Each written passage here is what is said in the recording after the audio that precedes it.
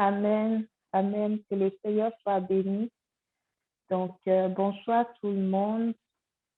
On va poursuivre ce soir encore avec les questions des séances interactives. Je ne sais pas, frère, même si tu as le fichier Google, en fait, le fichier Google Docs pour afficher. Parfait. Merci beaucoup. Donc, comme je le disais tantôt, nous allons poursuivre avec les questions des séances interactives. Donc, ce soir, la question en tête de liste concerne la résurrection, plus précisément la première résurrection. Donc, le frère ou la sœur aimerait savoir quelle est la responsabilité du croyant pour avoir droit à la première résurrection. En d'autres termes, quelle est notre part à jouer pour avoir droit de participer à la première résurrection? Donc, voici la question. Je laisse la parole aux uns et aux autres si vous avez des contributions. Que le Seigneur nous bénisse. Je voulais une petite intervention là-dessus.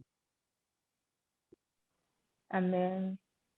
On va prendre le livre de Luc chapitre 18.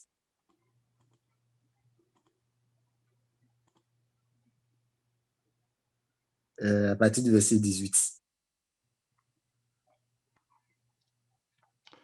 Un chef interrogea Jésus et dit, « Bon maître, que dois-je faire pour hériter la vie éternelle? » Jésus lui répondit, « Pourquoi m'appelles-tu bon? Il n'y a de bon que Dieu seul. Tu connais les commandements. Tu ne commettras point d'adultère, tu ne tueras point, tu ne déroberas point, tu ne diras point de faux témoignages, honore ton père et ta mère. J'ai, dit-il, observé toutes ces choses dès ma jeunesse. » Jésus, ayant entendu cela, lui dit, « Il te manque encore une chose. Vends tout ce que tu as, distribue-le aux pauvres, et tu auras un trésor dans les cieux. Puis viens et suis-moi. » Lorsqu'il entendit ces paroles, il devint tout triste car il était très riche. Jésus, voyant qu'il était devenu tout triste, dit qu'il est difficile à ceux qui ont des richesses d'entrer dans le royaume de Dieu. Car il est plus facile à un chameau de passer par le trou d'une aiguille qu'à un riche d'entrer dans le royaume de Dieu. Amen. Vraiment, c'est le passage que je voulais apporter par rapport à la question. Parce que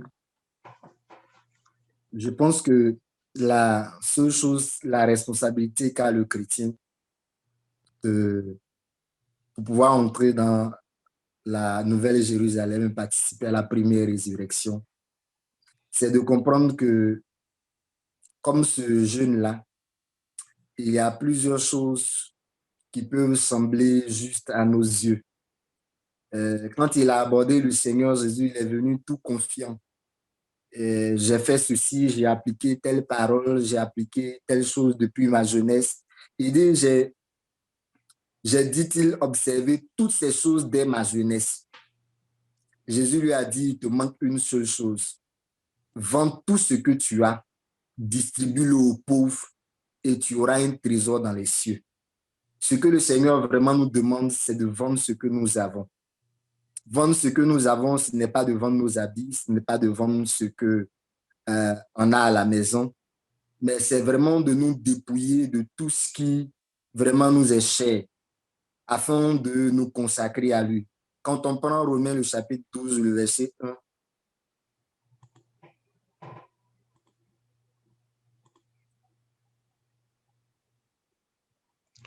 Je vous exhorte donc, frères, par les compassions de Dieu, à offrir vos corps comme un sacrifice vivant, saint, agréable à Dieu, ce qui sera de votre part un culte raisonnable.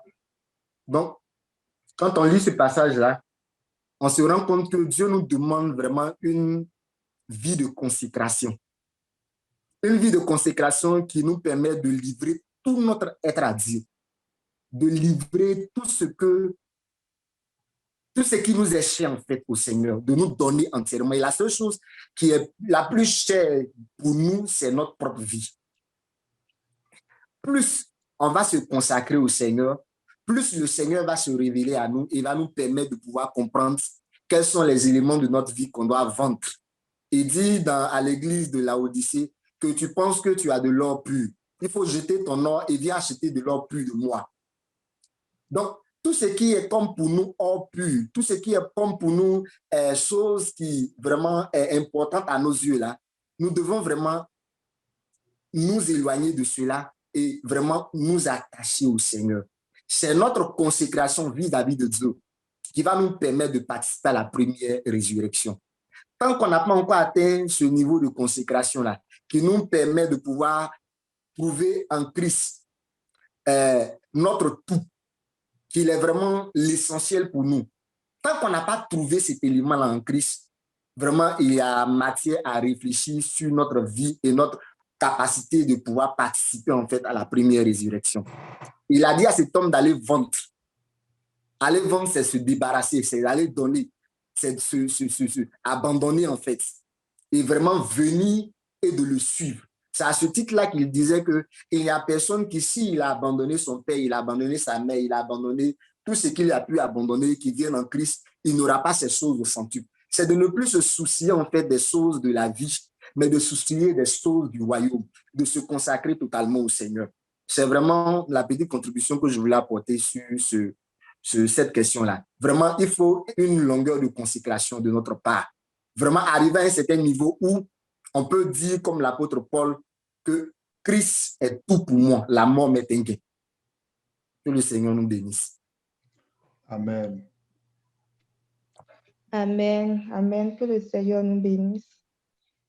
J'aurais aussi une petite contribution en attendant que les frères et les sœurs réagissent à la question.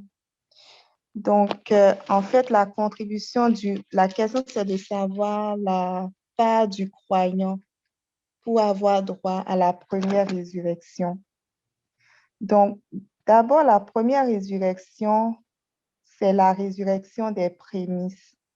On peut le lire déjà dans le livre de 1 Corinthiens, le chapitre 15, le verset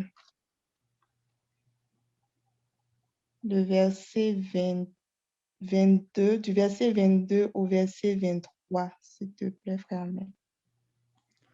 Et comme tous meurent en Adam, de même aussi tous revivront en Christ, mais chacun en son rang. Christ comme prémisse, puis ceux qui appartiennent à Christ lors de son avènement. Amen.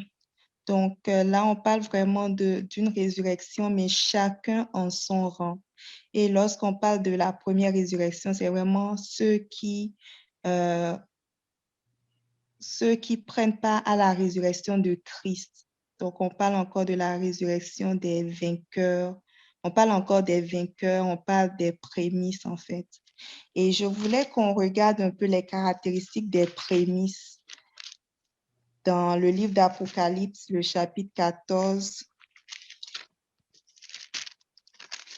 à partir du verset 1. Donc, on peut le lire jusqu'au verset 5.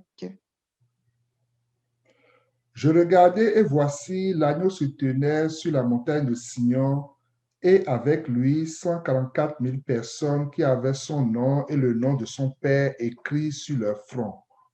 Et j'entendis du ciel une voix comme un bruit de grosses eaux, comme le bruit d'un grand tonnerre, et la voix que j'entendis était comme celle de joueurs de harpe jouant de leur harpe. Et ils chantent un cantique nouveau devant le trône et devant les quatre vivants et les vieillards. Et personne ne pouvait apprendre le cantique si ce n'est les 144 000 qui avaient été rachetés de la terre. Ce sont ceux qui ne se sont pas souillés avec des femmes, car ils sont vierges. Ils suivent l'agneau partout où il va. Ils ont été rachetés d'entre les hommes comme des prémices pour Dieu et pour l'agneau. Et dans leur bouche, il ne s'est point trouvé de mensonge, car ils sont irrépréhensibles. Amen. Donc là, en fait, dans ce passage-là, on voit la caractéristique des prémices. On dit au verset 4, « Ceux-ci ont été achetés d'entre les hommes, des prémices à Dieu et à l'agneau. » Et en fait, on avait déjà comme regardé un peu ce passage-là et puis on avait déduit certaines choses par rapport au verset 1 où on disait en fait que l'agneau se tenait sur la montagne et avec lui 144 milliers, ayant son nom et le nom de son père écrit sur leur front.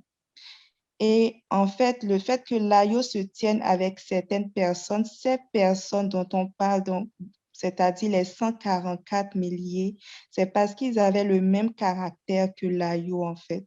C'est parce qu'ils avaient vraiment ce caractère d'humilité, ce caractère de vraiment d'abandon, parce que l'agneau est caractérisé aussi par son obéissance, par son humilité, en fait.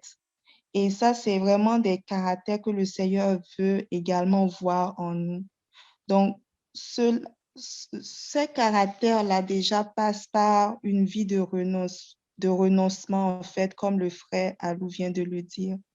Parce que le Seigneur dit dans le livre de Luc, il dit, si quelqu'un veut me suivre, qu'il se renonce lui-même, qu'il se charge de sa croix et qu'il me suive.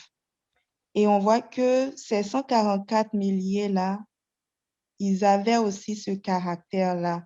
Le verset où on dit, ils suivent l'agneau partout où il va. Verset 4. Le verset 4, c'est ça. Donc, ils suivent l'agneau partout où il va. Donc là, on est en train de regarder un peu les caractéristiques des prémices, en fait. Donc, ce que le Seigneur nous demande d'avoir pour pouvoir faire partie des prémices. Donc, ça passe vraiment par une vie de renoncement à soi-même et de suivre vraiment l'agneau partout où il s'en va.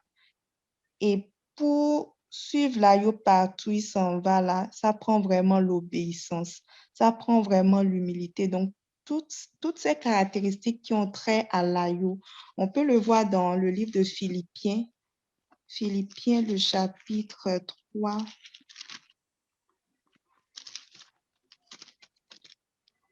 Philippiens, le chapitre 2, excusez-moi. On peut le lire du verset 1 jusqu'au verset 10, s'il te plaît, frère. Si donc il y a quelque consolation en Christ, s'il y a quelque soulagement dans la charité, s'il y a quelque union d'esprit, s'il y a quelque compassion et quelque miséricorde, rendez ma joie parfaite, ayant un même sentiment, un même amour, une même âme, une même pensée. Ne faites rien par esprit de parti ou par vaine gloire, mais que l'humilité vous fasse regarder les uns comme étant au-dessus de vous-même. Que chacun de vous, au lieu de considérer ses propres intérêts, considère aussi ceux des autres. Ayez en vous les sentiments qui étaient en Christ, lequel, existant en forme de Dieu, n'a point regardé comme une proie à arracher d'être égal à Dieu, mais s'est dépouillé lui-même en prenant une forme de serviteur, en devenant semblable aux hommes, et ayant paru comme un simple homme, qui s'est humilié lui-même, se rendant obéissant jusqu'à la mort, même jusqu'à la mort de la croix. C'est pourquoi aussi Dieu l'a souverainement élevé et lui a donné le nom qui est au-dessus de tout nom, afin qu'au nom de Jésus, tout genou fléchisse dans les cieux, sur la terre et sous la terre. Amen.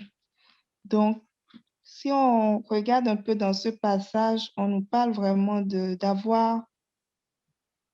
nous revêtir en fait d'humilité et d'avoir les mêmes sentiments qui étaient en Jésus-Christ. Au verset 5, on dit qu'il y ait donc en vous cette pensée qui a été aussi dans le Christ Jésus, lequel étant en forme de Dieu, n'a pas regardé comme un objet à ravir d'être égal à Dieu, mais s'est anéanti lui-même, prenant la forme d'esclave, étant fait à la ressemblance des hommes. Et étant trouvé en figure comme un homme, il s'est abaissé lui-même, étant devenus obéissants jusqu'à la mort et à la mort de la croix. Donc vraiment, l'obéissance, l'humilité, parce que la parole dit que le Seigneur va enseigner les humbles. Donc ça nous prend vraiment ce caractère-là que le Seigneur Jésus avait aussi, c'est-à-dire l'humilité et une totale obéissance en fait. Donc, parce que quand on parle vraiment de la résurrection des prémices, on peut ressusciter, mais ne pas avoir la résurrection des prémices. Donc, c'est vraiment comme une couche supérieure, en fait. C'est la résurrection des vainqueurs. Donc, globalement, déjà, pour pouvoir être sauvé, on sait que ça commence par le renoncement à soi. Mais vraiment, pour pouvoir atteindre l'objectif de la résurrection des prémices, on doit pouvoir vraiment totalement renoncer à soi-même et avoir une totale obéissance au Seigneur. On peut retourner peut-être dans le livre d'Apocalypse, toujours le chapitre 14.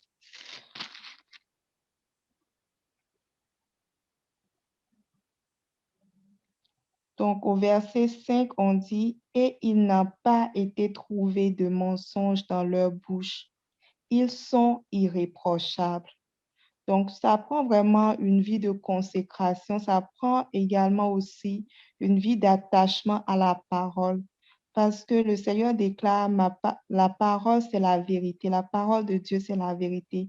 Ça prend vraiment qu'on s'approprie, en fait, cette parole de Dieu-là et qu'on puisse vraiment marcher selon cette parole. Donc, c'est un peu la contribution que j'avais par rapport à la question. Donc, s'il y a d'autres personnes qui veulent apporter d'autres points, je dépose le micro. Amen. Amen. Je vais apporter aussi quelques versets. Vraiment, j'ai béni la contribution de notre soeur Nodine et puis du frère Alou. Donc, je vais rajouter quelques points également. Je pense que la question de la première résurrection a été vraiment exposée à plusieurs reprises. Donc, je vais aller rapidement pour parler un peu aussi de notre engagement, de notre responsabilité pour participer, donc pour avoir part à cette première résurrection-là. Amen. Et on sait que la première résurrection, normalement, qui est la meilleure des résurrections, elle va avoir lieu avec le prochain avènement du Seigneur. Mais ce que nous devons comprendre, c'est qu'on ne doit pas penser à la période de la venue du Seigneur comme une date, c'est-à-dire qui va se faire en un seul jour, comme plusieurs le pensent. Amen. Et ils attendent que le Seigneur apparaisse du jour au lendemain pour enlever ses élus. Le problème avec cette façon de penser-là, c'est que ça n'amène pas en fait les gens à prendre conscience qu'il y a une phase de préparation, vous comprenez, durant laquelle l'Église doit se préparer afin de se qualifier pour rentrer en union complète avec le Seigneur, c'est-à-dire pour participer à la première résurrection. Cet enseignement n'est pas trop visible, en fait, je veux dire, dans certaines hautes zones, en fait, pour amener les gens à comprendre qu'il y a un temps de préparation. Ça fait qu'il y a comme une fausse espérance où les gens s'attendent à ce que le Seigneur se manifeste tout d'un coup et puis, bon, qu'il prenne ses élus. C'est pour cela que lorsque nous enseignons, nous mettrons beaucoup de temps. Je pense qu'Alain est venu là-dessus plusieurs fois et même plus d'enseignements. Nous mettons le temps sur cette phase de préparation-là, que les apôtres aussi ont beaucoup développé, qu'on appelle souvent l'espérance. C'est vraiment important. Alléluia. Et le Seigneur, on voit que dans les Écritures, là, il répète à plusieurs reprises qu'il vient. Mais le Seigneur, il vient désormais comme la pluie de l'arrière-saison pour chercher ceux qui sont qualifiés. Amen. Ça, il faut qu'on comprenne ça. Il vient chercher ceux qui sont qualifiés. Alléluia. C'est vraiment important. C'est pourquoi on parle de temps de préparation. Et il a envoyé la pluie de la première saison pour permettre à son épouse de se qualifier. Et il attend qu'elle se qualifie pour rentrer en union avec elle. Mais cette fois-ci, comme la pluie de l'arrière-saison. Amen. On ne demande pas la pluie de l'arrière-saison. Hein. On demande la pluie de la première saison. Puis après ça, le verset qu'on regarde dans les Écritures, là, on ne demande pas la pluie de l'arrière-saison. La pluie de l'arrière-saison vient pour ceux qui sont qualifiés. Amen. Donc, le Seigneur a envoyé la pluie de la première saison, la Pentecôte, elle est venue comme la première saison pour permettre à la sémence qui est sémée de produire Amen. Jusqu'à ce qu'elle parvienne à sa maturité. Et il vient maintenant, comme la pluie de l'arrière-saison maintenant, pour prendre ceux qui sont parvenus à leur maturité. Alléluia, pour vraiment les révéler. Amen. C'est pour ça que la Bible parle de la révélation des fils de Dieu. Amen. Donc, c'est vraiment important qu'on comprenne. Donc, il y a un temps de préparation. Il faut que l'Église prenne conscience qu'il y a un temps de préparation. S'il n'y a pas de préparation, il n'y a pas de première résurrection. Amen. C'est vraiment important. Alléluia. Et on va lire dans Hébreux 9, le verset 28, donc pour montrer que vraiment que le Seigneur vient chercher ceux qui l'attendent. Alléluia. Hébreux 9, verset 28. De même, Christ, qui s'est offert une seule fois pour porter les péchés de plusieurs, apparaîtra sans péché une seconde fois à ceux qui l'attendent pour leur salut. Amen. On dit il va apparaître seulement à ceux qui l'attendent. C'est vraiment important. Il vient seulement apparaître à ceux qui l'attendent. Alléluia. Et quand on parle de ceux qui l'attendent, on parle ici de ceux qui ont en eux une espérance qui est vivante. Alléluia. On parle ici de ceux qui ont en eux une espérance qui est vivante. Amen. Donc, c'est vraiment important qu'on comprenne que le Seigneur, il vient chercher ceux qui l'attendent, ceux qui ont en eux une espérance vivante, ceux qui vivent chaque jour à la lumière de sa parole et qui désirent vraiment être réunis avec lui. Amen. C'est pour ça qu'on met beaucoup d'accent sur la préparation. On met beaucoup d'accent sur la préparation. Alléluia. Et on va également lire dans Tite 2, verset 11, verset 13. Tite 2, verset 11, verset 13. On va y aller doucement là. On commence à être inspiré un peu. Amen. Tite 2, verset 11, verset 13. Amen. Car la grâce de Dieu, source de salut pour tous les hommes, a été manifestée.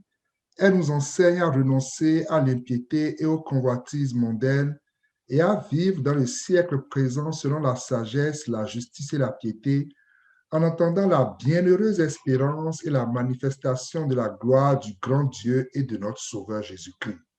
Amen. On a beaucoup parlé de ce verset-là. En attendant, ça veut dire en espérant ardemment, en vivant avec envie, en vivant avec conscience, alléluia, que le Seigneur va se révéler.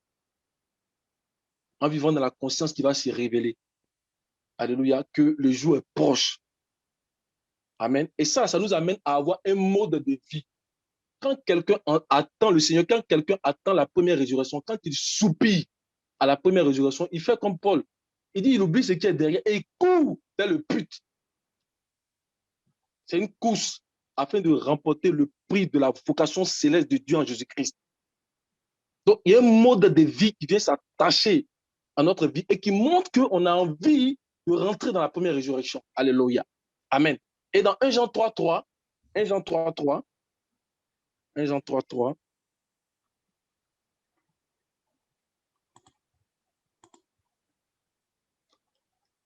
quiconque a cette espérance en lui se purifie comme lui-même est pur.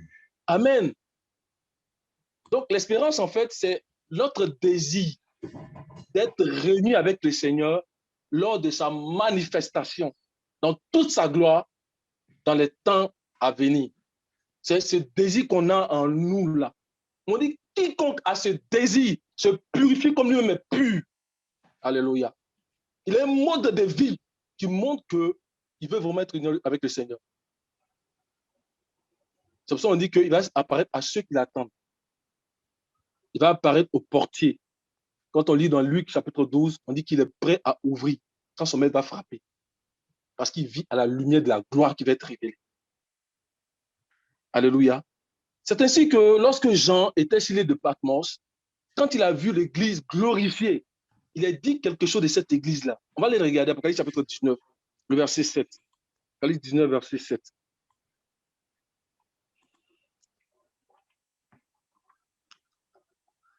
Réjouissons-nous et soyons dans l'allégresse et donnons-lui gloire, car les noces de l'agneau sont venues et son épouse s'est préparée. Amen. On dit, elle s'est préparée. Donc, il y a eu un temps qu'elle a pris pour se préparer. On dit, les noces sont arrivées. Il faut qu'on se réjouisse parce qu'elle va rentrer. Elle va participer à la première résurrection parce qu'elle s'est préparée. Frères, sœurs, préparons-nous. Préparons-nous à la venue du Seigneur. Si nous voulons avoir la première résurrection, préparons-nous. Et ce temps de préparation-là, on en a plusieurs fois parlé parce que quand on parle d'avènement du Seigneur, ça va se faire en 2 phases. Amen. Et dans les Écritures, en fait, le thème grec utilisé pour décrire la première phase de l'avènement du Seigneur, qui est en même temps la phase de préparation de l'Église. Alléluia. C'est elle qu'on connaît sous le thème de parousie, qui vient en fait de grec parousia. Alléluia. Et qu'on retrouve en fait dans Matthieu chapitre 24. En fait, tu vois, Matthieu 24, verset, je pense, verset 37, verset 39. Pour montrer que quand on dit avènement, donc avènement, ce n'est pas un seul jour. Quand on dit avènement, les gens disent, OK, le Seigneur il arrive, on s'attend. Non, on ne va pas le voir apparaître une fois comme ça. Non, il va venir, il sera là. Amen. Il y a un avènement où il vient, il est là, mais c'est pour préparer son Église à rentrer en fait, à participer avec lui dans sa gloire, dans l'autre phase d'avènement qu'on va voir. Amen. Dans Matthieu chapitre 24, verset 37 au verset 39. Ce qui arriva du temps de Noé arrivera de même à l'avènement du Fils de l'homme. Car dans les jours qui précédaient le déluge, les hommes mangeaient et buvaient, se mariaient leurs enfants jusqu'au jour où Noé entra dans l'arche, et ils ne se doutaient de rien jusqu'à ce que le déluge vint et les emporta tous. Amen. Amen. Vas-y, donner passer à mon frère. Il en sera de même à l'avènement du Fils de l'homme. Amen. Amen. Verset 39 dit qu'il ne se doutait de rien. Voyez-vous, quand l'enseignement de l'espérance, de la préparation n'est pas là, c'est comme ça. Et qu'on vit comme ça, on ne se doute de rien. Amen. Et c'est comme ça que plusieurs seront surpris. Quand ils vont se réveiller là, le Seigneur sera déjà entré dans son règne.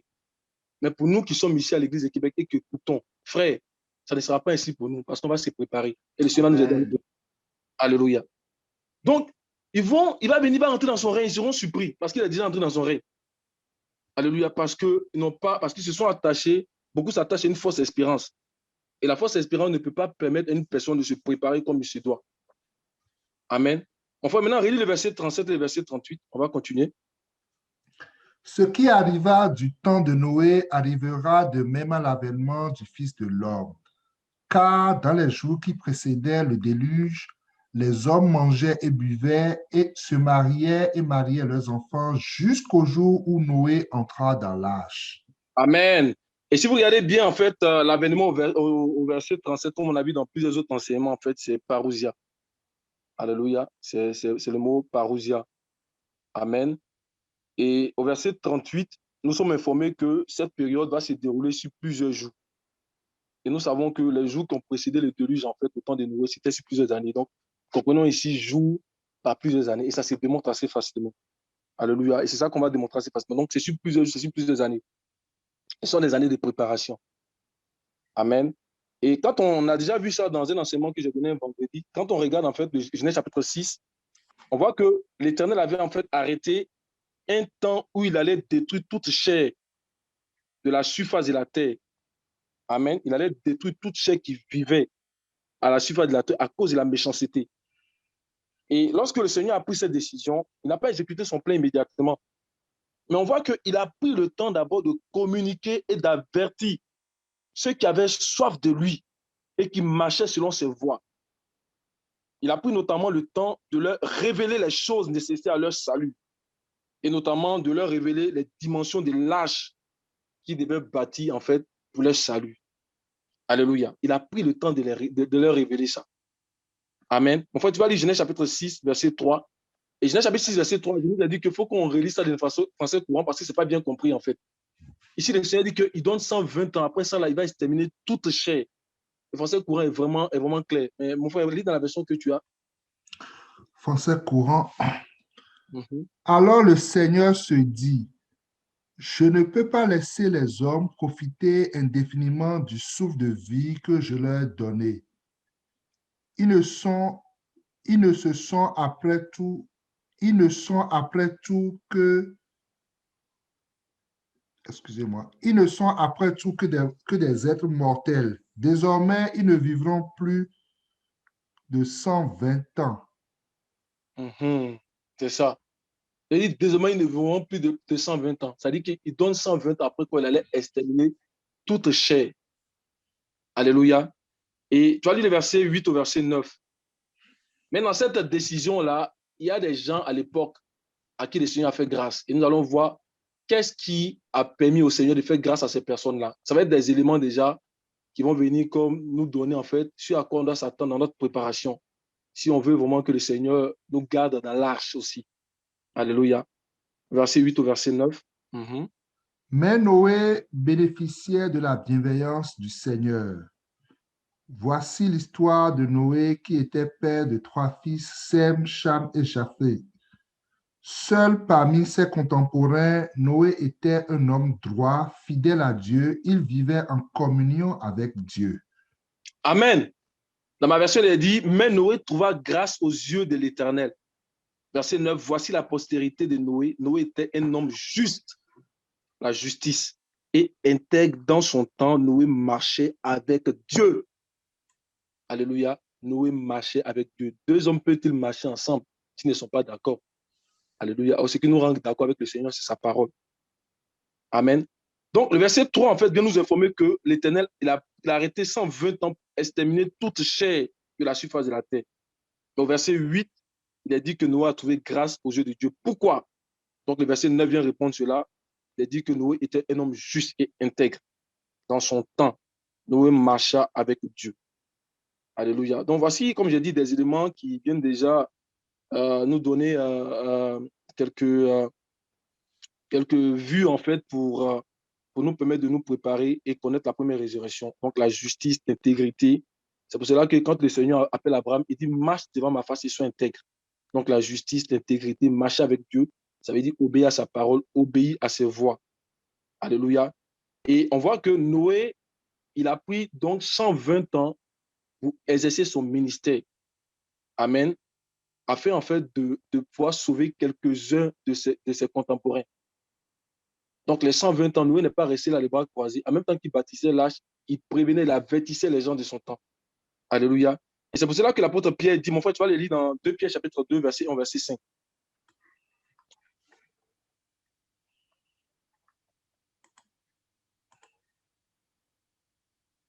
Deux Pierre 2, partie du verset 1. Il y a eu parmi le peuple de faux prophètes, et il y aura de même parmi vous de faux docteurs qui introduiront des sectes pernicieuses et qui, reniant le maître qui les a rachetés, attireront sur eux une ruine soudaine. Plusieurs les suivront dans leur dissolution et la voie de la vérité sera calomniée à cause d'eux. Par cupidité, ils trafiqueront de vous au moyen de paroles trompeuses, eux que menace depuis longtemps la condamnation et dont la ruine ne sommeille point. Car si Dieu n'a pas épargné les anges qui ont péché, mais s'il les a précipités dans les abîmes de ténèbres et les réserve pour le jugement, s'il n'a pas épargné l'ancien monde, mais s'il a sauvé Noé, lui, 8e, ce prédicateur de la justice, lorsqu'il fit venir le déluge sur un monde d'impies, s'il a condamné à la destruction et réduit en cendres les villes de Sodome et de C'est bon, mon frère. C'est bon, mon frère. Donc, on voit que Noé, il n'est pas resté les bras croisés. Non seulement il se préparait parce qu'il a été averti par Dieu, il était dans le conseil de Dieu. Ce que Dieu a pris comme décision, Noé a su. Et Dieu lui révélait les choses qui étaient vraiment nécessaires à son salut, notamment l'âge. Amen, parce qu'il marchait avec Dieu. Et quand on va marcher avec Dieu, dans ce temps de la parole où nous sommes là, Dieu va nous révéler les choses qui sont nécessaires à notre rédemption, à la dernière rédemption. Il va nous les révéler. Alléluia. Au fur et à mesure, il va nous les révéler. Amen. Et le ministère que Noé a exercé, comme on a dit là, c'est le ministère que le Seigneur Jésus-Christ est en train d'exercer dans ce temps de la parousia là. C'est le ministère qu'il est en train d'exercer aussi. Amen. Dans Apocalypse chapitre 16, de verset 15, mon frère, tu vas le lire. Il dit qu'il vient comme un voleur. Tu vas le lire aussi. Amen. Apocalypse 16, verset 15. Voici, je viens comme un voleur. Heureux celui qui veille et qui garde ses vêtements afin qu'il ne marche pas nu et qu'on ne voit pas sa honte. Amen. Il dit, voici, je viens comme un voleur. Amen. Donc, il dit qu'il vient comme un voleur. Le voleur, quand il vient, on ne le sait pas d'abord. Amen. Jusqu'à ce qu'il apparaisse, on ne le sait pas. Donc, le Seigneur, il exerce le ministère de Noé. Noé a pris 120 ans pour exercer son ministère vraiment et se préparer, pour demander aux gens de quitter vraiment leur vie d'impiété. Et le Seigneur aussi, dans ce temps de la parousia qui font plusieurs années là, il est en train vraiment de préparer son église. Il est en train de se révéler à ceux qui ont soif de lui. Amen. Donc, il est au milieu de son peuple. Il se manifeste par sa parole, il se manifeste par son esprit. C'est vrai, il ne se rend pas visible, mais à ceux qui le cherchent, ceux qui ont soif de lui, là, ce sont ceux-là seulement qui pourront vivre à la lumière des choses qu'il révèle et qui sont nécessaires à notre rédemption. Amen. Et plus on va expérimenter vraiment le Seigneur de cette manière, c'est-à-dire dans sa parole et par son esprit, et plus vous allez voir que nous serons à même d'expérimenter le Seigneur qui va venir dans toute sa gloire, c'est-à-dire en fait dans la pluie de la première saison. Parce qu'on va se qualifier. Amen. Donc ça prend ça, il nous prépare, on l'expérimente, voyez-vous, et qu'il va venir dans toute sa gloire, on sera mieux en fait d'être réunis avec lui. Amen. Donc quand on parle de la transformation, ou bien de la première résurrection, là, ce n'est pas en un coup comme ça, là, ce n'est pas soudainement. Amen. Mais c'est un processus qui va nous conduire à là. C'est un processus, c'est un temps de préparation, un temps de veille. Amen. Dans la présence du Seigneur. Alléluia. C'est pour ça que l'apôtre Paul dit que nous sommes les enfants du jour. Il dit, ne dormons donc pas. Ne dormons donc pas. Amen. Chaque jour, on doit se préparer. Alléluia. Nous ne sommes pas les enfants des ténèbres, nous sommes les enfants du jour. On doit se préparer. Alléluia. Éphésiens 5, je vais bientôt finir pour laisser au moins d'autres témoins. Éphésiens 5, verset 25 et verset 27.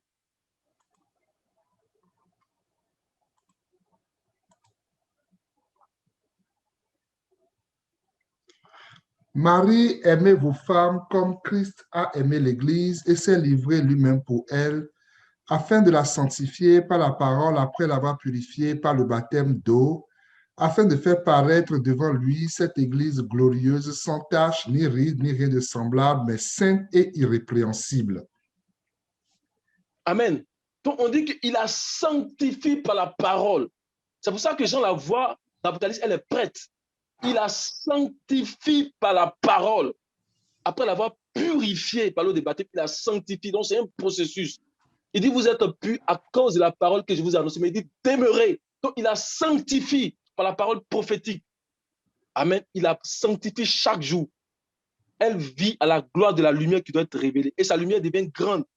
Sa foi devient grande parce qu'elle vit par rapport à une intelligence spirituelle qui est éclairée sur la vérité de la parole de Dieu. Donc, chaque jour, elle vit son intérieur renouvelé par la parole de Dieu. Amen. Il la lave. Et la dernière fois dans l'enseignement, j'ai expliqué que dans le grec, quand on dit afin de faire paraître devant lui, vous allez voir dans le grec, c'est afin de l'exposer. Il va l'exposer pourquoi? Il va l'exposer au monde entier pour dire qu'elle est devenue semblable à moi. Regardez-moi, elle est devenue semblable. Donc, il a sanctifié pour la faire paraître devant lui. Alléluia. Donc, le Seigneur est au milieu de nous, mes frères, et il se manifeste par sa parole et par son esprit. Le temps est propice pour notre préparation. Le temps est propice pour notre préparation. Frère, le temps est propice pour notre préparation. Amen. Si nous dormons, réveillons-nous. Le temps est propice. Parce que le Seigneur vient. Il est là comme un voleur. Il vient. Il est là. En fait, il va lire Colossiens 1, verset 6, montrer qu'il est au milieu de nous. Et il va grandissant. Il va grandissant. Et bientôt, il va paraître dans toute sa gloire. Alléluia. Colossiens 1, verset 6. Il est au milieu de vous et dans le monde entier. Il porte des fruits et il va grandissant, comme c'est aussi le cas parmi vous depuis le jour où vous avez entendu et connu la grâce de Dieu conformément à la vérité. Amen. Donc, il est au milieu, il va grandissant. C'est-à-dire qu'il va avec puissance. Parce que quand on sort de cette période de la parousia, il va paraître, donc il va grandissant. Vous allez voir que dans les derniers temps, là, la parole va devenir encore plus puissante. Va devenir encore plus puissante. L'esprit va se manifester puissamment. Ça veut dire que le Seigneur sera prêt à se révéler dans toute sa gloire. Alléluia. Donc, dans la période de la parousia, nous sommes amenés à expérimenter un niveau qui est au-dessus de ce que le Seigneur a envoyé lors de la pluie de la première saison. Parce que le Seigneur vient comme la pluie de l'arrière-saison. C'est-à-dire dans toute sa gloire. Donc, on est amené à expérimenter un niveau qui est au-dessus même de la pluie de la première saison. C'est pour ça qu'on dit dans les derniers temps, la lune va briller comme le soleil, mais le soleil va briller 7 fois. Donc, il va aller grandissant. Il va aller grandissant. Alléluia. Et c'est seulement après cette phase de préparation-là que le Seigneur va paraître dans toute sa gloire. Dans une autre phase que les Écritures aussi appellent aussi avènement, mais comme on a plusieurs fois enseigné, avènement ici, mais c'est épiphania. Épiphania. Alléluia. Amen. Et Amen. l'épiphania, en fait, aura deux aspects. Il y a deux aspects dans l'épiphania. Amen. Le premier aspect, c'est que le Seigneur, il va se faire connaître dans la plénitude de sa gloire. Et en même temps qu'il va se faire connaître, il va révéler tous ceux qui sont parvenus en pleine union avec lui. C'est ce que Romains 8, verset 19 appelle la révélation ou la manifestation des fils de Dieu. Ça, c'est le premier aspect de l'épiphania. Donc, ceux qui se sont préparés, qui sont parvenus à la pleine union avec lui, il va les révéler. Vous comprenez pourquoi est-ce que la préparation est très importante. Et le second aspect, en fait, de l'épiphania, qui est aussi l'avènement, mais où le Seigneur apparaît visiblement, ça, c'est l'aspect du jugement, dans lequel le Seigneur va juger les choses qui sont contraires à sa parole et à sa volonté. Il va d'abord commencer par son Église, puis aux nations. Amen. Quand vous lisez dans Luc 17, verset 29 au verset 34, vous pouvez le lire. On dit cette nuit-là, ça fait référence à l'épiphania. Ça représente l'aspect du jugement. Donc, pendant qu'elle sera lumière pour les fidèles qui sont préparés, elle va être obscurité pour les méchants. Elle va être obscurité pour ceux qui sont restés dans l'insouciance. Amen. Et c'est vraiment important. Et la Bible dit dans Ésaïe 28, verset 17 que il va faire de la droiture une règle, il va faire de la justice un niveau, mais il va emporter le refuge de la fausse espérance. C'est pour cela que les enseignements qu'on donne là, on prie que le Seigneur nous aide pour qu'on comprenne les enseignements là. On comprenne les enseignements. On comprenne, parce que la fausse espérance là, ça peut nous amener à perdre la première résurrection. Et notre volonté, c'est qu'aucun de nous ne se perde. C'est pour cela que nous travaillons vraiment à l'enseignement. Et vous aussi, on voit comment est-ce que le Seigneur est en train de bénir l'Église de Québec. À travers les directions, on voit vraiment que le Seigneur est en train de bénir. Et nous sommes contents. Nous savons que nous sommes sur le bon chemin. Alléluia. Et après, donc, l'épiphania, ces deux aspects-là, on va entrer maintenant dans la basilia, où le Seigneur maintenant va instaurer maintenant son royaume des millénaires. Donc, frère, pour avoir pas la première résurrection, c'est un temps de préparation, un temps de consécration. C'est vraiment important. Hein? Il faut que l'espérance soit vivante en nous, qu'il illumine les yeux de notre cœur, afin que nous puissions voir quelle est l'espérance qui s'attache à son appel. Je vais m'arrêter ici, que le Seigneur nous bénisse. Amen. Amen. Amen, amen. Que le Seigneur nous bénisse. Donc, comme le frère Memel l'a dit, en fait, pour avoir part à la première résurrection, il faut d'abord qu'on comprenne que la première résurrection, ce n'est pas une date fixe où le Seigneur va venir, puis on va ressusciter, mais d'abord, il y a un temps de préparation. Et ce temps de préparation, c'est vraiment dans la parousia, en fait, la présence cachée du Seigneur. Et il y a un autre temps qui est l'épiphania, où le Seigneur va se révéler. Et ceux-là qui sont parvenus vraiment à la statue parfaite de Christ vont être réunis avec lui. Maintenant, peut-être pour orienter encore plus la question, comment est-ce qu'on se prépare concrètement pendant le temps de la parousia, en fait? Donc, c'est toujours dans la même question. C'est quoi la part du croyant pour avoir droit à la première résurrection? Et de l'intervention du frère Memel, on comprend qu'il y a un temps de préparation. Maintenant, concrètement, comment le croyant se prépare en fait pendant ce temps de préparation? Donc, je nous laisse le micro. Amen. Amen. Amen. Amen. Que le nom du Seigneur soit béni. Amen. Je vais aussi, comme l'ont fait les frères et sœurs, apporter quelques éléments par rapport à la question qui est posée, notamment au point que la sœur Nordine a évoqué tantôt sur la préparation en tant que telle. Amen. Ce que je vais dire en partant par rapport à la première résurrection, l'apôtre Paul dit que c'est pour notre sécurité, même s'il reprend les mêmes choses, pour qu'on puisse arriver à vraiment imprimer cette espérance-là en nous. Amen. Regardons dans Romains chapitre 4, verset 24 au verset 25.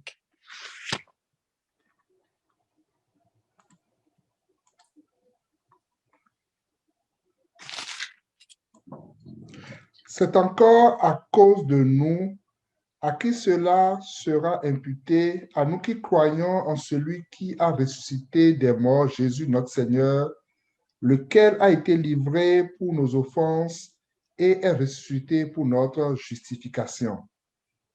Amen. Il y a un point que je vais d'abord mettre en évidence, c'est que pour bien apprécier la bénédiction ou bien la grâce qui est associée à la première résurrection, le principe même de la résurrection, c'est que ça vient faire. On le voit dans le verset 25. Regardez bien, on dit que le Seigneur a été livré pour nos fautes et il a été réveillé pour notre justification. Il y a deux éléments ici. Le premier élément, là, c'est que il a d'abord payé le prix par sa mort pour que la question de notre faute, de notre péché, soit réglée. Donc, il y a eu comme le sacrifice de sa vie. Mais si ça s'arrêtait là, c'était comme genre, on était quitte du fait que on a gâté, on a demandé pardon, et puis c'est fini. Et puis il n'y a plus rien. Mais il ne s'est pas arrêté là. Il a demandé pardon pour nous. Il a réglé notre question. Mais la Bible dit que par sa résurrection, il a permis notre justification. Ça veut dire que le fait qu'il soit revenu à la vie, il a permis à Dieu de se réconcilier avec les hommes. C'est-à-dire qu'il dit, bon, il est mort, il a payé, mais il ressuscite pour dire, OK, je fais des hommes maintenant une nouvelle race, une nouvelle, je les fais revivre à nouveau. Voilà le sens que sa résurrection nous donne ici. C'est pour ça que le verset suivant dit que, étant justifiés en vertu de la foi, dans le chapitre 5, verset 1, nous sommes en paix avec Dieu par notre Seigneur Jésus-Christ. Donc, il nous rétablit par la résurrection dans la condition de paix avec Dieu. Donc, cette grande grâce que le Seigneur vient accorder aux hommes par sa résurrection, il est en train de dire qu'il ramène les hommes dans un état de vie. Ils peuvent maintenant à nouveau revivre devant Dieu.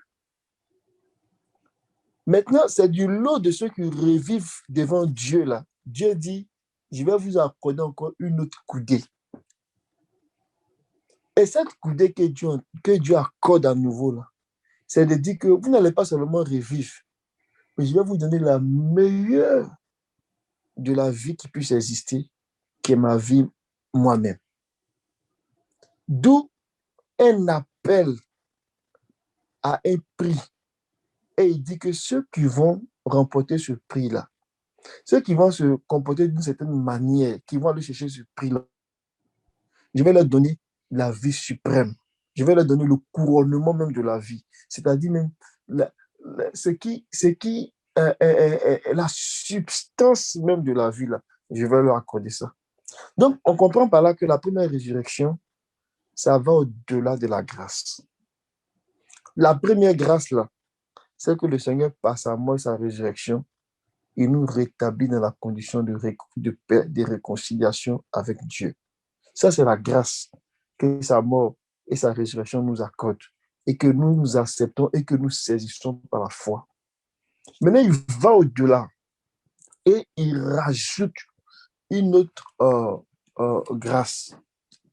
Comment ce qu'on est en train de dire là peut être conforme à l'esprit de l'évangile? On peut aller maintenant regarder cette image des enfants d'Israël quand ils quittaient l'Égypte. Ils étaient esclaves de Pharaon, ils étaient sous le poids de la souffrance, de la mort. Donc, le Seigneur, il les fait sortir de là.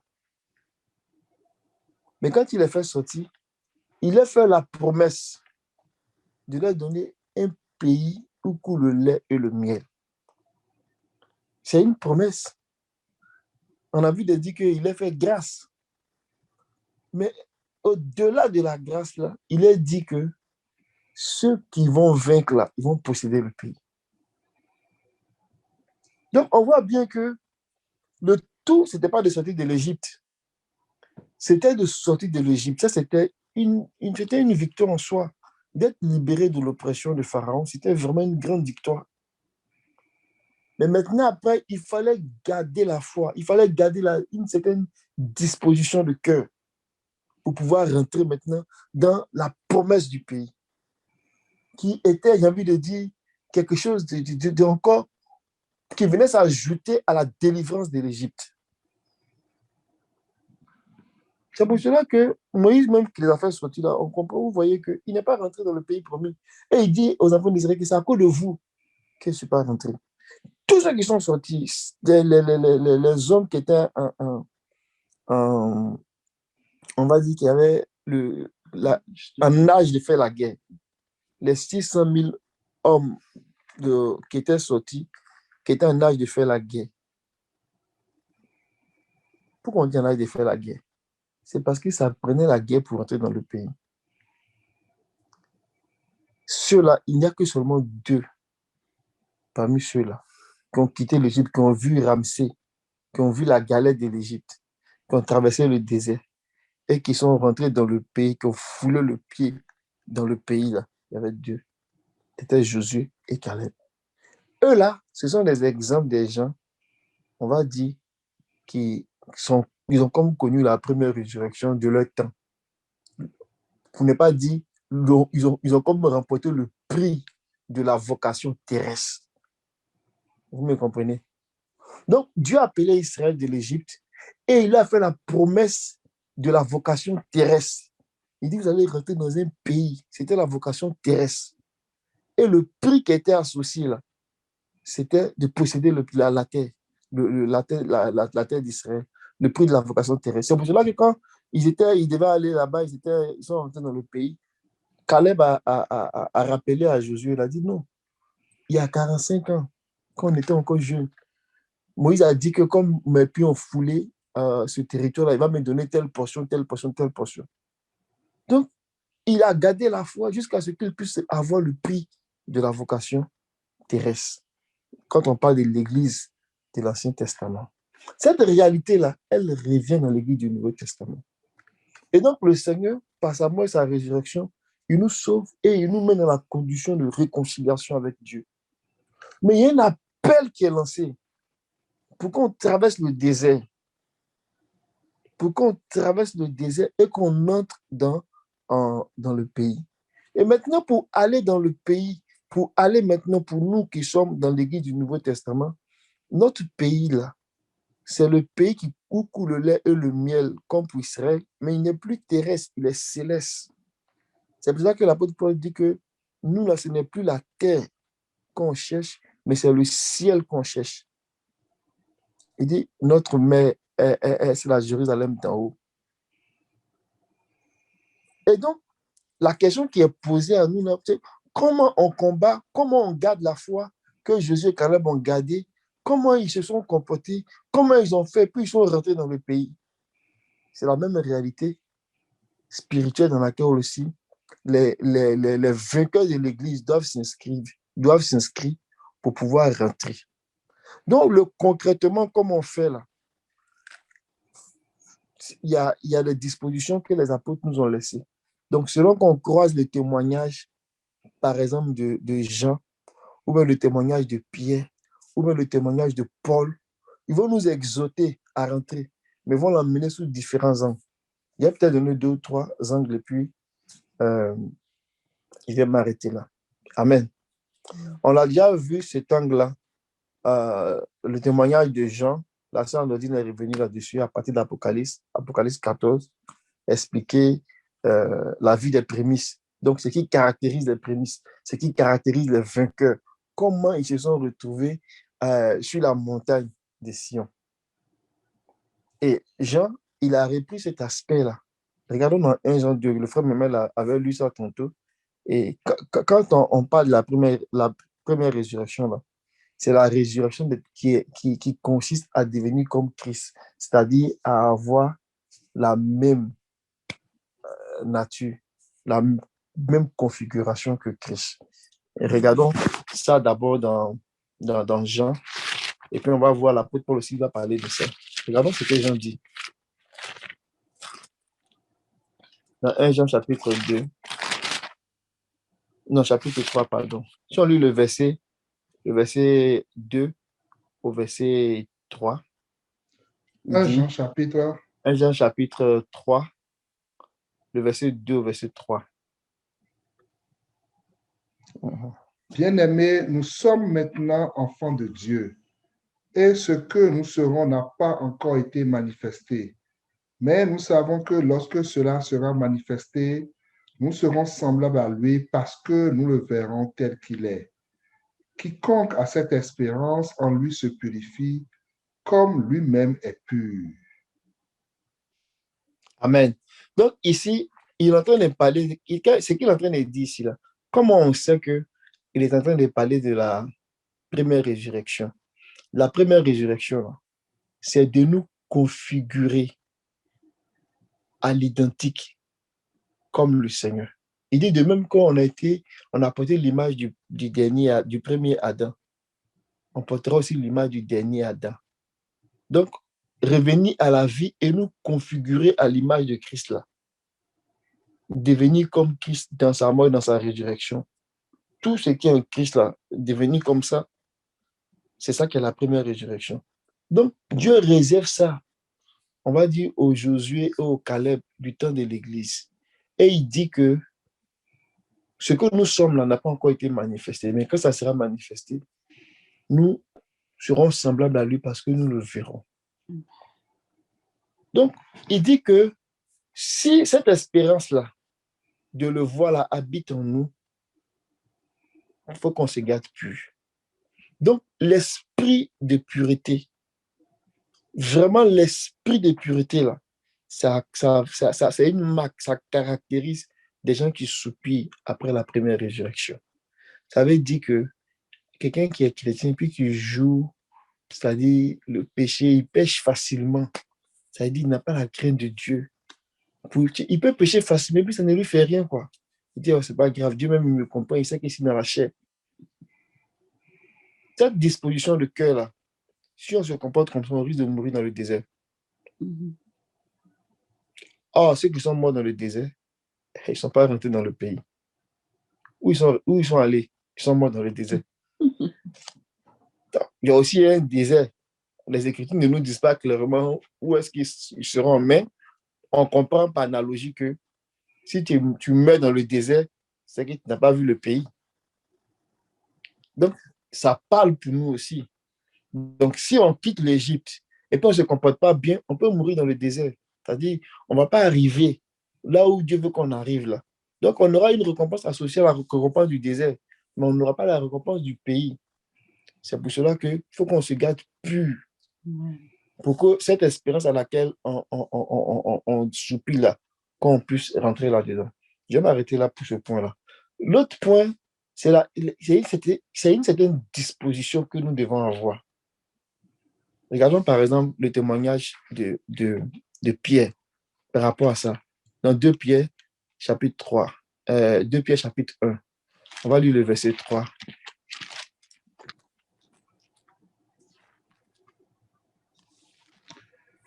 Comme sa divine puissance nous a donné tout ce qui contribue à la vie et à la piété, au moyen de la connaissance de celui qui nous a appelés par sa propre gloire et par sa vertu, lesquels nous assurent de sa part les plus grandes et les plus précieuses promesses, afin que par elles vous deveniez participants de la nature divine, en fuyant la corruption qui existe dans le monde par la convoitise.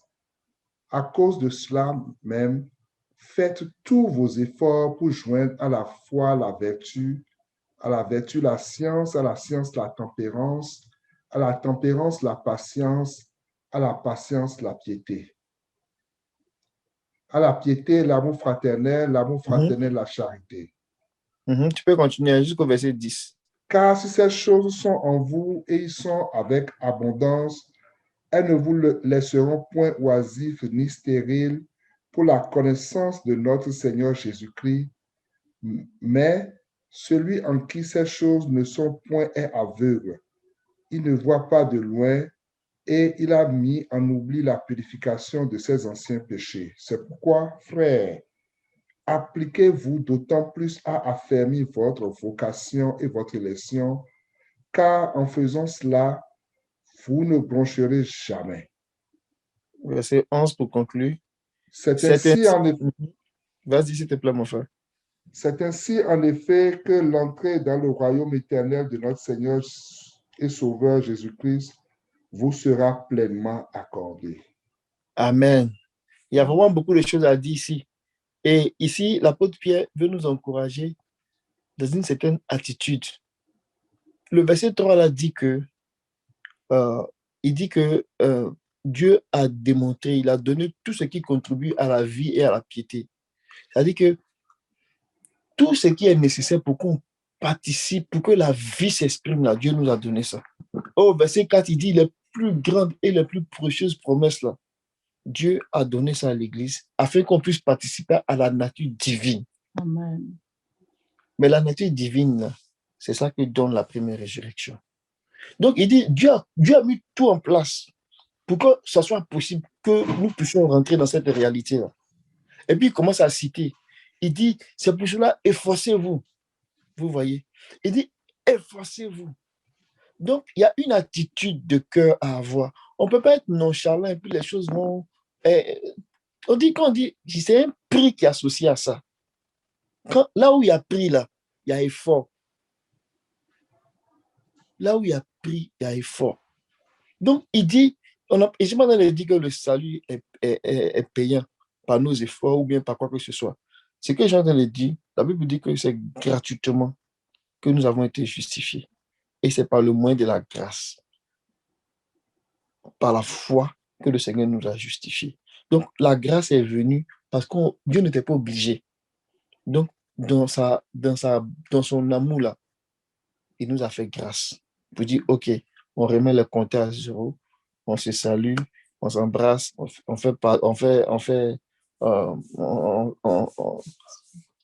se réconcilie et puis tout est beau. Il a fait ça. Maintenant, il dit, je vais mettre mon amour à son comble. Non seulement je me réconcilie, mais je vais appeler ceux qui vont vouloir se consacrer de façon volontaire, qui vont vouloir aller plus loin, qui vont vouloir s'attacher d'une manière à se distinguer. Ceux-là, je vais leur donner la couronne de vie. Ça veut dire que la vie, la substance de la vie là, l'essence même de la vie là, je vais leur donner ça. C'est pour cela que Pierre est en train de dire que vous voyez ce que Dieu veut faire, les plus grandes et les plus précieuses promesses là, il veut nous donner. C'est pour cela qu'il ne faut pas qu'on se limite à notre foi, mais il faut qu'on ajoute à la foi un certain nombre de choses jusqu'à ce que vraiment on soit transporté et qu'on puisse rentrer pleinement dans les choses que le Seigneur a destinées pour nous. C'est la raison pour laquelle, dans ce même esprit-là, quand on lit Romains 2, le verset 7, l'apôtre Paul dit, Dieu réserve la vie éternelle. Pourtant, la vie éternelle, si on dit, mais la vie, quand Seigneur Jésus, tu seras sauvé, toi et ta famille, tu te dis, ah, la vie éternelle, parce que je suis sauvé, et la grâce dont je suis sauvé. Mais regarde ce que Paul dit ici. Paul dit, il réserve la vie éternelle à ceux qui, par la persévérance, a bien faire. Donc, ils sont dans cette disposition de l'apôtre Pierre. A bien fait, ils cherchent l'honneur, la gloire et l'immortalité. Ici, là, la vie éternelle dont il parle ici, là, c'est cette vie de couronne de vie, là, le summum de la vie, la plus précieuse de la vie, là. Ce qui est précieux dans la vie, ce qui est la vie de Dieu lui-même, là. Ceux qui vont avoir le prix, là, c'est à eux qui réservent ça. C'est pas simplement vivre en étant épargné de Pharaon et puis d'épargné de l'Égypte, mais c'est de rentrer dans le pays, le couronnement de la vie. Il dit ceux qui, par la persévérance, a bien fait. Donc, cette attitude ici, là, elle est nécessaire.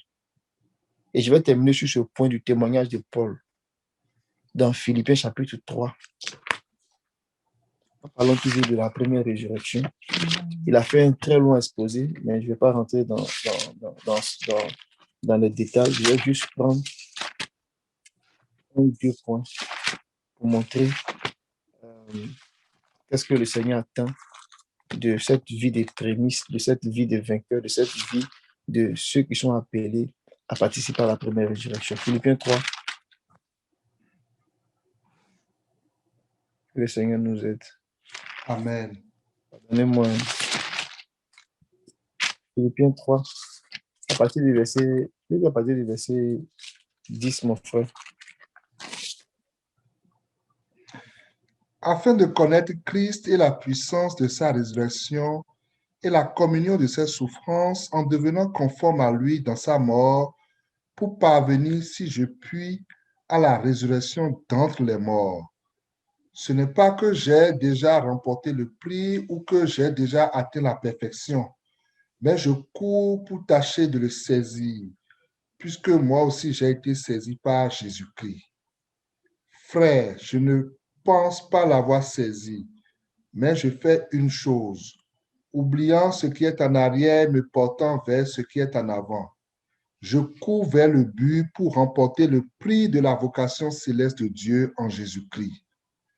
Nous tous donc qui sommes parfaits, ayons cette même pensée, et si vous êtes en quelque point d'un autre avis, Dieu vous éclairera aussi là-dessus.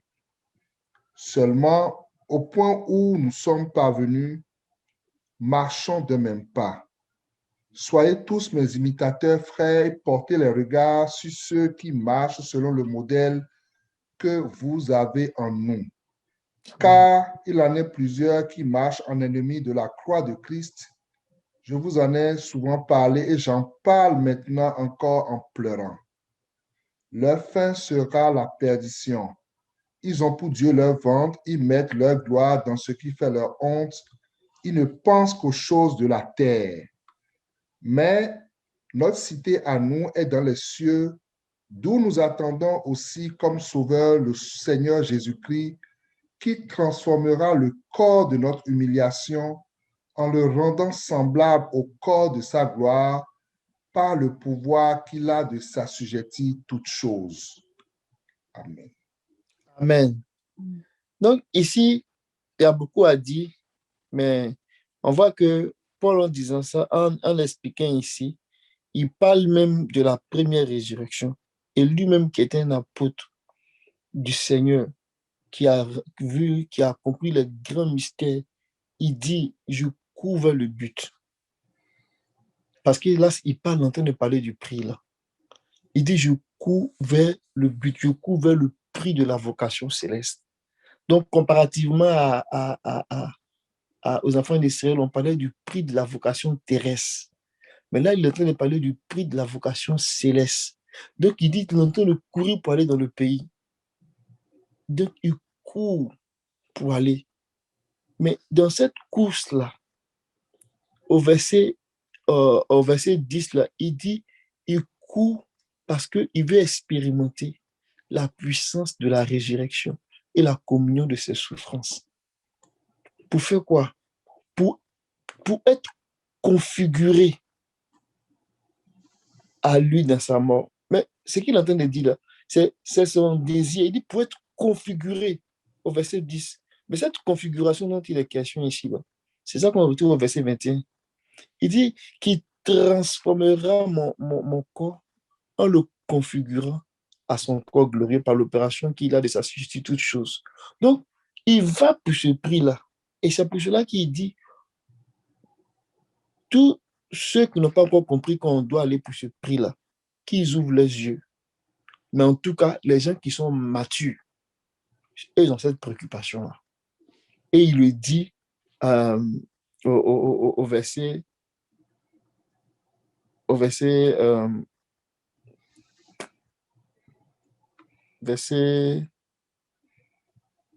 15. Il dit, si donc nous sommes des gens accomplis, dans d'autres versions, si nous sommes des gens matures, Ici, là, c'est télios. Si nous sommes des gens matures, télios, moralement et spirituellement stables, qui comprenons le projet de Dieu, qui voyons ce que Dieu est en train de faire, qui comprennent les plans du Seigneur, qui comprennent ce que le Seigneur est en train de déployer. Il dit, ne nous amusons pas. Nous qui sommes matures là, courons vers ce but-là. Ceux qui ne sont pas encore matures là, quand ils vont être matures là, ils n'auront pas d'autre choix que de nous rejoindre. Parce que c'est comme un chemin obligé en fait. Tu ne peux pas rentrer là-dedans si tu n'as pas cette maturité-là. Cette maturité-là, ça t'ouvre les yeux en fait sur le projet de Dieu, ça t'ouvre les yeux sur le plan de Dieu. Donc quand tu commences à réaliser ça, tout ton désir, tout ce qui brûle en toi, là, c'est d'aller là-bas. Mais ceux qui ne comprennent pas ça, là, l'apôtre Paul ne dit pas que au stade où nous sommes parvenus, machin n'aime même pas. Mais si nous, Dieu va nous éclairer, si nous on s'est trompé. Non, il dit vous, Dieu va vous éclairer, vous. Parce que quand vous serez éclairés là, il n'y a pas deux solutions. Vous allez vous voir comme nous on voit pour pouvoir rentrer. Et il poursuit pour dire que ceux qui ne l'ont pas vu et qui sont attachés à la terre, donc qui sont infidèles, ce sont les gens qui vont avoir les regards tournés vers les choses de la terre. Donc, une autre caractéristique là, c'est d'avoir vraiment l'affection de l'esprit, l'affection des choses célestes. Ceux qui vont s'attacher à la terre, qui vont dévier, ils vont être emportés par les eaux de Babylone.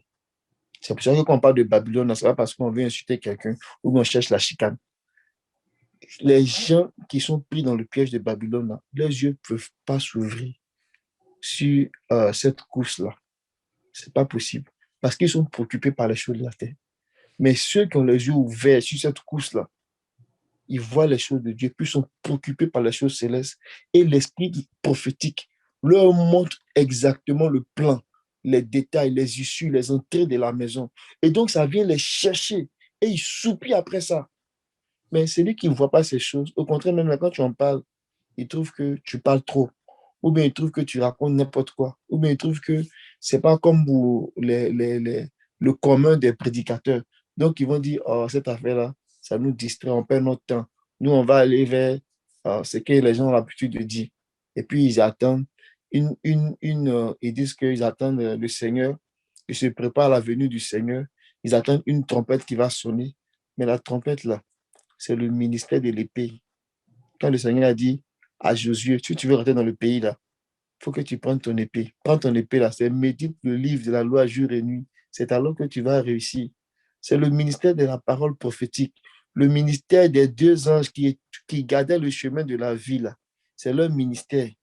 Parce que c'est ce ministère-là qui va nous faire rentrer dans ce corps glorieux-là, le ministère de la parole prophétique. C'est pour ça que quand ça va commencer à sonner d'une certaine façon-là, c'est ça qui va faire que leurs corps seront transformés, leurs corps seront changés pour aller revêtir quoi? L'incorruptibilité et l'immortalité de la première résurrection. Ce sont des messages qui vont nous faire, ce n'est pas le son d'une trompette, d'un instrument de musique. Donc ceux qui veulent attendre ça, là, ils n'ont qu'à attendre. Mais quand la pluie va commencer à tomber, et puis ils vont dire, Noé, ouvre-nous. C'est l'Éternel même qui aura fermé lâche. Donc pendant que les temps sont favorables, là, cherchons le Seigneur. Il y a une disposition pour les gens qui vont participer à cette vie-là. Et nous prions que le Seigneur ouvre nos yeux, alors que nous sommes en train de comprendre ces choses-là, que l'humilité habite notre cœur, que la pureté habite notre cœur, que la beauté morale habite notre cœur, que la fidélité. Le Seigneur dit A, j'ai dit A, je ne vais pas dire AB. Le Seigneur dit C, j'ai dit C, je ne vais pas dire CZ. Je suis attaché à la parole du Seigneur et je suis l'agneau partout où il passe, jusqu'à ce que les choses s'accomplissent et que mon corps soit configuré comme son corps l'a été à la résurrection. Vraiment, que le Seigneur, et à la glorification, que le Seigneur nous bénisse et puis que le Seigneur vraiment rende notre compréhension féconde. Mais au-delà de cette compréhension féconde-là, qu'il nous donne cet élan de cœur, ce soupir, cet engagement, cette dévotion de vraiment rentrer dans ces choses-là. Et je vous dis, mes amis, que si nous continuons, nous persévérons, Dieu va nous distinguer. Le Seigneur va nous distinguer. Amen. Mais pour marcher avec Dieu, ça prend du temps. Soyons patients, cherchons Dieu, restons fidèles, haïssons le péché, cherchons le Seigneur. Dieu va nous distinguer. Il est fidèle, il va nous distinguer. Que le nom du Seigneur soit béni. Amen. Amen. Amen, amen. Que le nom du Seigneur soit béni. Donc, si je vais faire peut-être un petit résumé, il y a beaucoup de choses qui ont été dites, mais si quelqu'un aspire vraiment à la première résurrection, la personne doit savoir d'abord que la première résurrection, ce n'est pas une journée, c'est vraiment un processus et qu'il y a une phase de préparation. Et dans cette phase de préparation, il y a vraiment plusieurs choses que le Seigneur nous demande. On dit dans le livre de Tite, on dit que la personne se garde pure. Donc, si cette personne a cette attente, si quelqu'un aspire en fait à la première résurrection, la personne doit se garder pure. Donc, l'esprit de pureté, vraiment. Et autre chose, c'est vraiment la disposition de cœur, que le Seigneur nous donne vraiment cette disposition de cœur, de ne pas seulement nous limiter à la foi qu'on a, mais de vraiment croître dans cette foi-là, dans la connaissance et dans toutes ces choses qui sont citées en fait dans le livre de 2 Pierre, le chapitre 1. Donc, vraiment croître dans toutes ces choses-là et enfin, vraiment s'affectionner à l'esprit parce que c'est vraiment l'esprit de Dieu qui va nous configurer à l'image de Christ. Donc, c'est ce que je peux donner en résumé. Je pense qu'il est 22h22, donc on va prier. On va d'abord bénir le Seigneur pour ce temps qu'il nous a accordé, pour vraiment toutes ces paroles de sagesse que le Seigneur nous a encore donné ce soir. Nous allons élever la voix, nous allons dire merci au Seigneur. Prions au nom de Jésus.